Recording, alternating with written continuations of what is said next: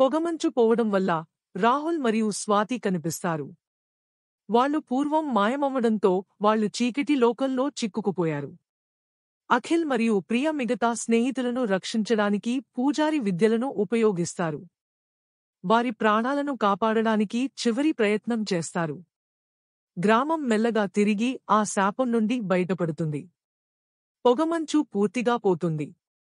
పొగమంచు పూర్తిగా పోయిన తర్వాత గ్రామం తన పాత రూపంలోకి వస్తుంది. ఆత్మలు గ్రామాన్ని విడిచిపెడతాయి. ప్రియ తన శక్తితో శాపాన్ని తొలగిస్తుంది. ఆమె తన గత జీవితంలో చేసిన తప్పును సరిదిద్దినట్లు భావిస్తుంది. గ్రామస్తులపై ఉన్న శాపం ఎట్టకేలకు పోతుంది. గ్రామం మళ్లీ ప్రశాంతంగా మారుతుంది. రాహుల్, స్వాతి తిరిగి జీవించి అందరూ కలిసి ఆ గ్రామాన్ని విడిచి వెళ్ళిపోతారు. వారందరూ శాపం నుండి విముక్తి పొందారు.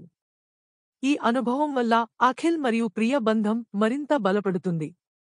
వారు వారి జీవితాన్ని కొత్తగా ఆరంభించాలని నిర్ణయించుకుంటారు.